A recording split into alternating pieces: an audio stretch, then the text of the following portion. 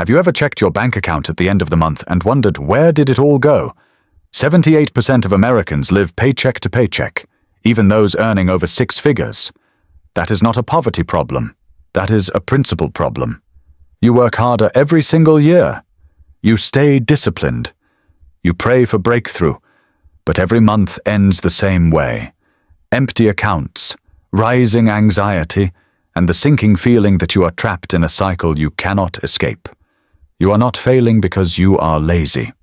You are failing because nobody taught you the one ancient system that builds wealth that lasts. Tonight, I am going to change that. The Bible has already solved your money problems. Proverbs 13:11 says, "Wealth gained hastily will dwindle, but whoever gathers little by little will increase it." Little by little. That is God's financial strategy. Not fast, not flashy, but faithful. God does not bless speed. He blesses stewardship. God does not reward shortcuts. He rewards consistency. Every family that survives financial storms is built on three pillars: consistency, discipline, and stewardship. Over the next 30 minutes, you will learn 10 biblical lessons that will transform how you handle money. These are not motivational quotes. These are practical, actionable principles that have sustained families for thousands of years. But here is the catch. 90% of people quit after lesson 1. Do not be 90%. Stay with me through all 10, and I promise you, your financial future will never look the same. Lesson 1. Save a fixed percentage. Wealth begins with keeping, not earning. You can make $100,000 a year and still be broke. You can make $40,000 and build generational wealth. The difference is not income. The difference is discipline. Proverbs 21:20 says, "The wise have wealth and luxury, but fools spend whatever they get." Most people spend first, then try to save what is left over. But there is never anything left over. Let me tell you about Diego. He drove for Uber in Houston, Texas. Last year, he earned $70,000. That is more than the median household income in America. But when I met him at a gas station one night, he looked exhausted. I asked him how things were going. He said, "I work 60 to 70 hours a week, but I cannot keep a single dollar. My wife does not know. My kids do not know. But every night when I close my eyes, all I feel is fear. I am terrified that one emergency will destroy us." I asked Diego one question. "Do you pay yourself first or do you pay yourself last?" He paused. Then he admitted, "I always pay myself last." That was his problem. And it might be yours too. When you pay yourself last, life gets in the way. The car needs new tires. The kids need school supplies. A friend invites you out to dinner. Before you know it, the month is over and nothing is saved. But when you pay yourself first, everything changes. You are no longer reacting. You are deciding. You are no longer hoping. You are building. Here is your action step, and I want you to do this tonight. Open your banking app right now. Create a separate savings account. Name it Future Fund or Financial Freedom or whatever motivates you. Then set up an automatic transfer for 10 to 20% of every paycheck.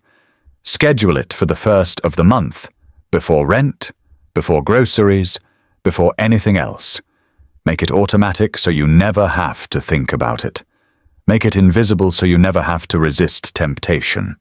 Out of sight, out of mind, into your future. If you do not save intentionally, you will spend accidentally. That is lesson 1. Lesson 2.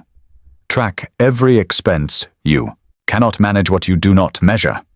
Proverbs 27:23 says, "Be sure you know the condition of your flocks. Give careful attention to your herds."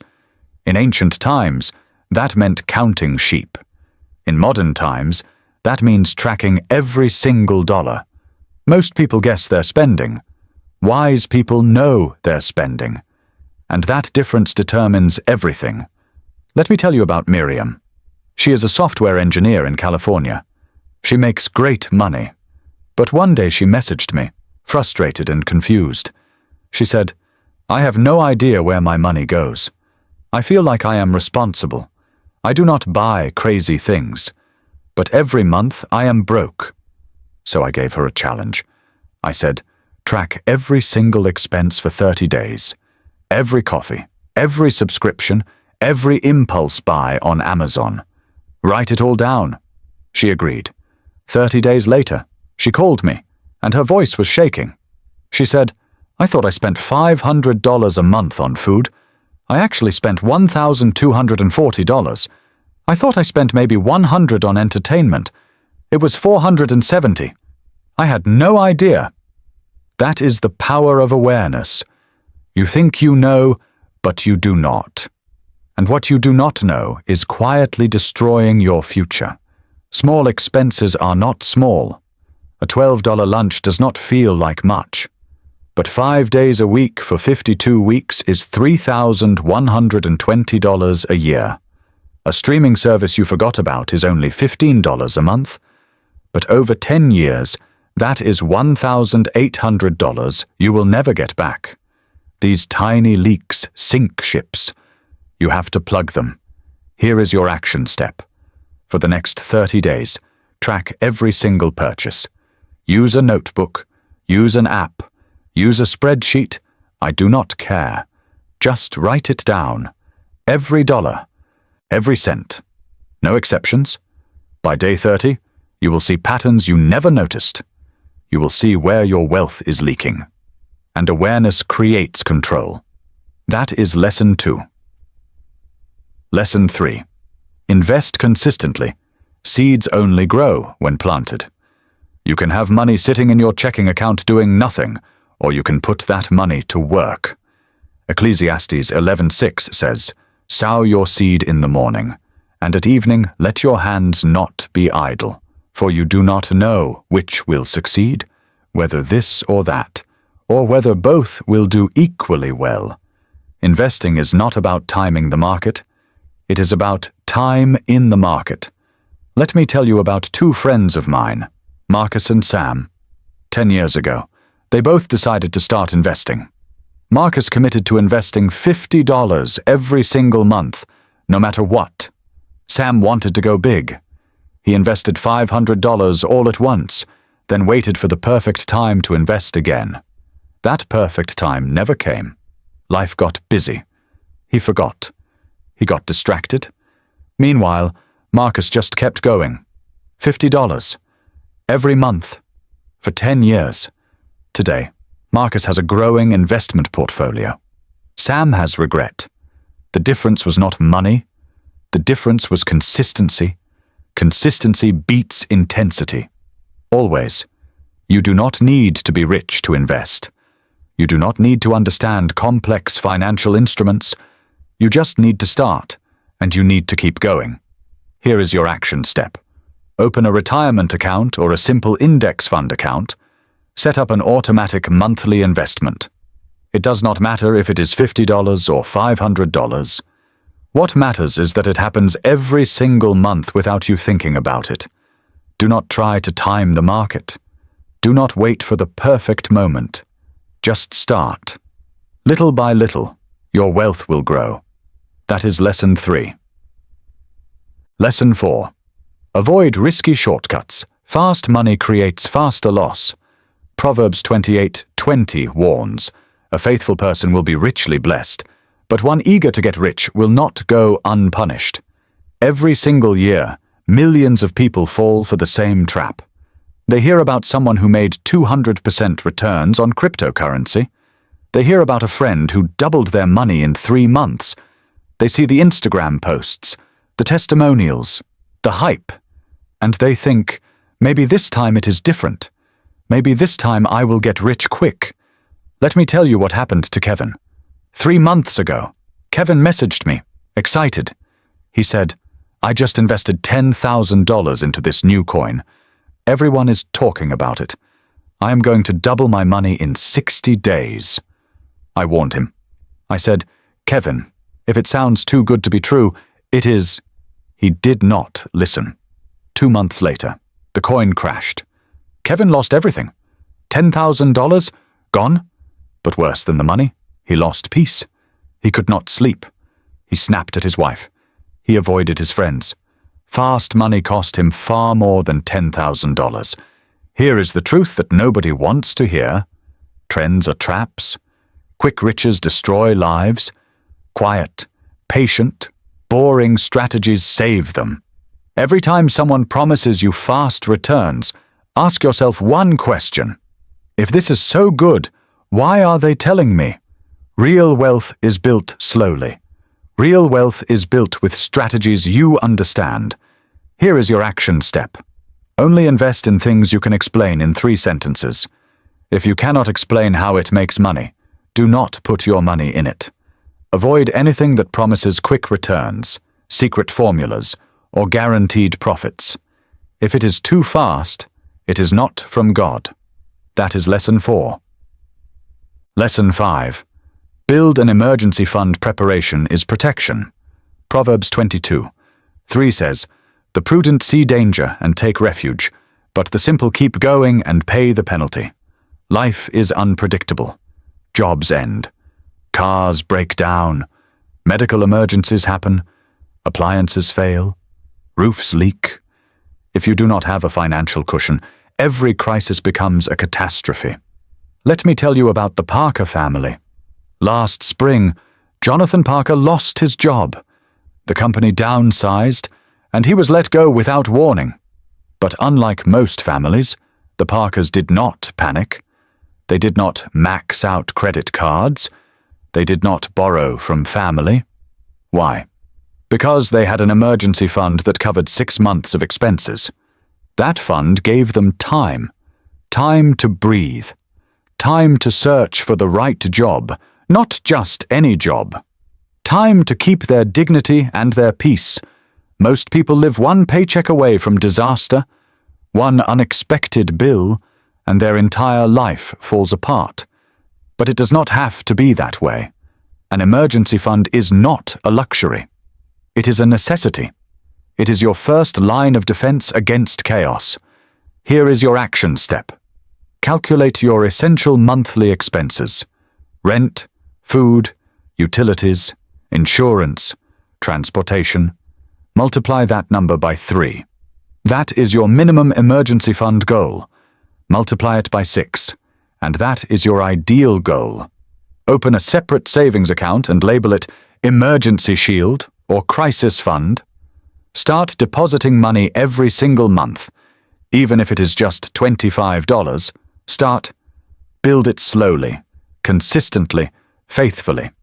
Your emergency fund is your first shield. That is Lesson 5. Lesson 6. Seek counsel. Wisdom grows when shared. Proverbs 15:22 says, "Plans fail for lack of counsel, but with many advisers they succeed." One of the most dangerous lies you can believe is that you can figure everything out on your own. You cannot. Nobody can. Every successful person has mentors, advisors, coaches, and counselors. Every failed person thought they knew better. Let me tell you about Ethan. Ethan owned a small landscaping business. Business was good, and he wanted to expand. He found a property, negotiated a deal, and was ready to sign a $200,000 loan. But before he signed, a friend convinced him to talk to a retired business owner named Mr. Wallace. Ethan was hesitant. He thought, "What can this old guy teach me?" But he went anyway. That one conversation changed everything.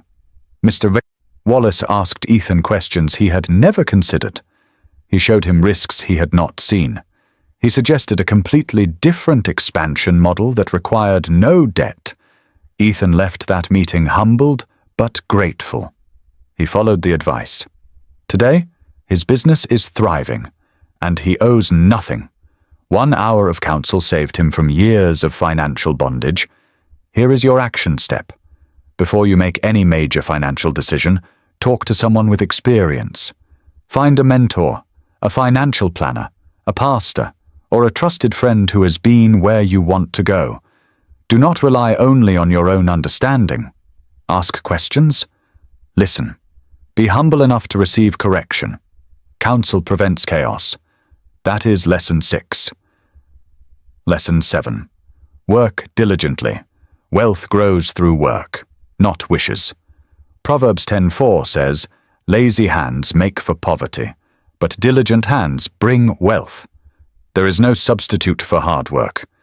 There is no hack, no shortcut, no secret. If you want to build wealth, you have to work, and you have to work well. Let me tell you about Mr. Carter. He is 68 years old now. Time 0.3s, a retired carpenter in North Carolina. I met him at church one Sunday. After the service, we talked. He told me, I was never the smartest guy. I was never the fastest. But for 40 years, I showed up. I kept my promises.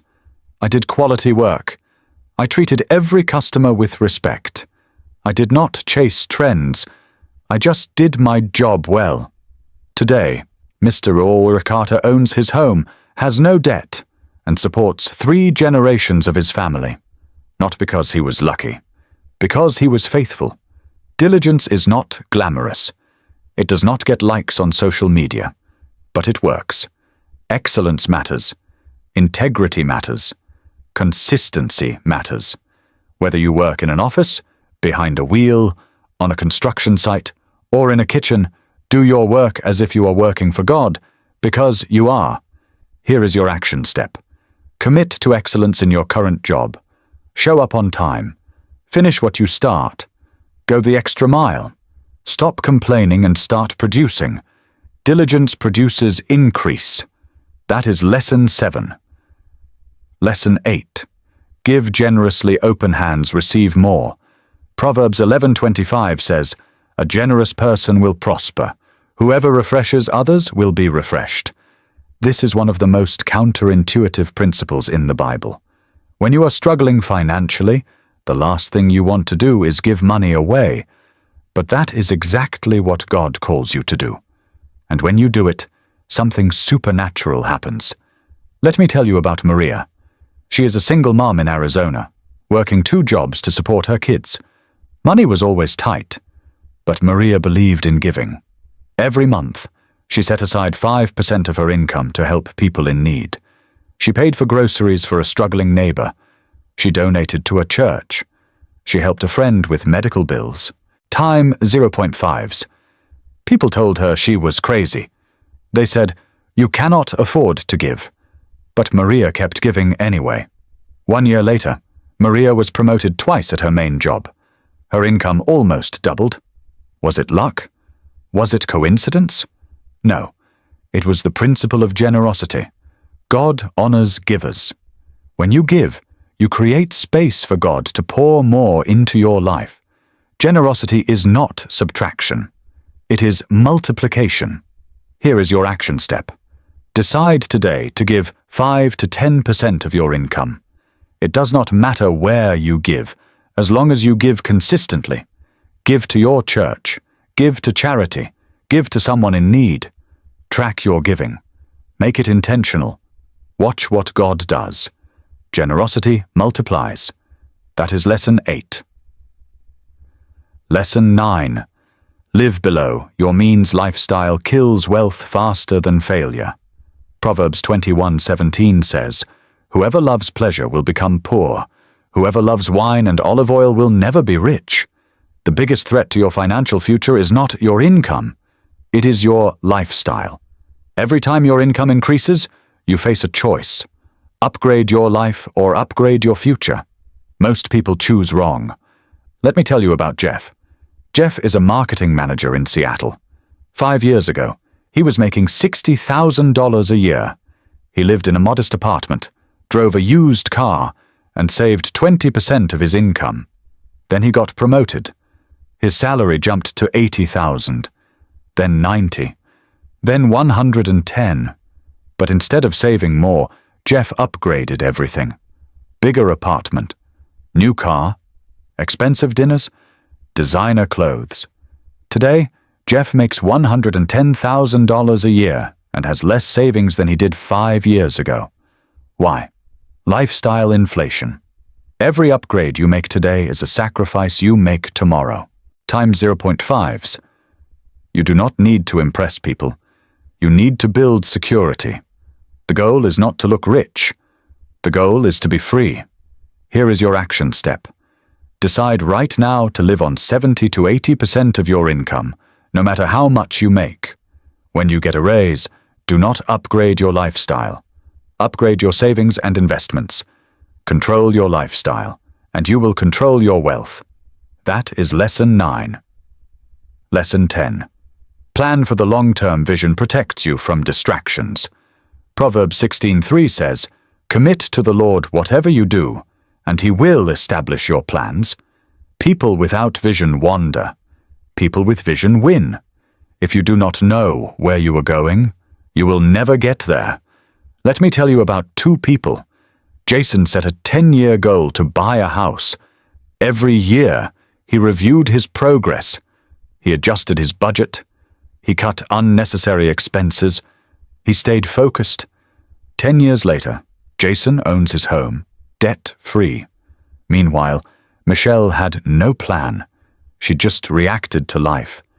10 years later, Michelle is still renting, still struggling, still stuck. Same amount of time. Two completely different outcomes. The difference was vision. Here is your action step. Sit down this week and write out financial goals for 1 year, 5 years, and 10 years. Where do you want to be? What do you want to own? How much do you want saved? Break those goals into monthly action steps. Review them every month. Adjust when necessary. Stay focused. Long-term vision creates long-term wealth. That is Lesson 10. If this content is helping you, I need you to do something right now. Comment the words little by little below. It helps the algorithm push this video to more people who desperately need to hear this message. Your comment could change someone's life. Let me summarize everything. Little by little. That is growth God approves. Slow growth wins. Faithful stewardship brings stable wealth. Save a fixed percentage. Track every expense. Invest consistently. Avoid risky shortcuts. Build an emergency fund. Seek counsel. Work diligently. Give generously. Live below your means. Plan for the long term.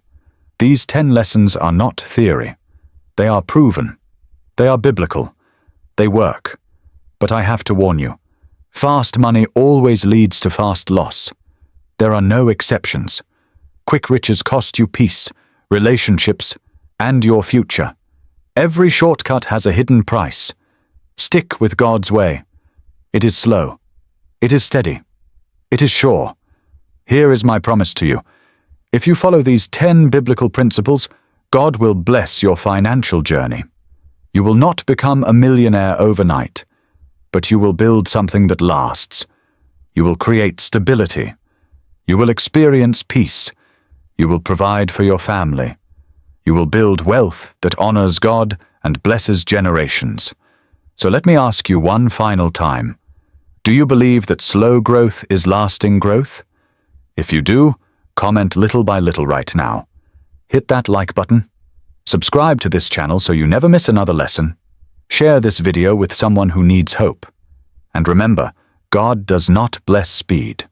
He blesses faithfulness. Little by little, you will grow. Little by little, you will build.